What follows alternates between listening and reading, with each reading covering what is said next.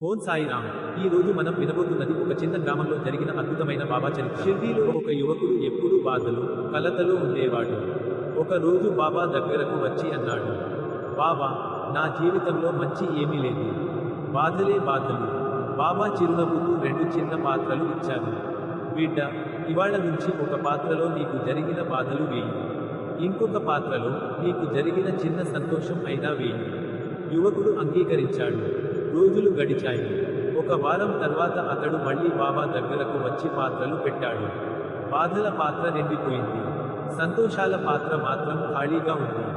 అతను తలదించుకున్నాడు. బాబా, నాకు సంతోషమే లేదు అనుకుంటాను. బాబా నెమ్మదిగా ఆ ఖాళీ పాత్రను చేతిలోకి తీసుకుని అన్నాడు, బిడ్డ, నీ జీవితంలో సంతోషం లేదు కాదు.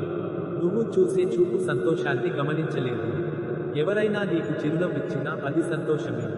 నువ్వు ఆరోగ్యంగా లేవడం అది సంతోషమే. రోజు ముగిసేలోపు కనీసం ఒక మంచి విషయానికి జరగకుండా ఉండదు. కానీ నీ దృష్టి బాధల మీదే నిలిచిపోయింది. మన దృష్టి ఎటు ఉంటుందో మన జీవితం కూడా అటే మలుస్తుంది బిడ్డ. బాధను చూసితే బాధ పెరుగుతుంది. సంతోషాన్ని చూసితే జీవితం వెలుగుతుంది. యువకుడు కన్నీటితో చిరునవ్వు నవ్వాడు. సంతోషం నిజంగా తన జీవితంలో ఉందని మొదటిసారి గమనించాడు. అది బాబా ఇచ్చిన బోధన. మన హృదయం ఏదిని పట్టుకుంటుందో మన జీవితం కూడా అదే రంగును దాల్చుతుంది. ఈ కథ సందేశం, మన దృష్టి ఎటు ఉన్నదో మన జీవితం కూడా అటే ఆవిర్భవిస్తుంది.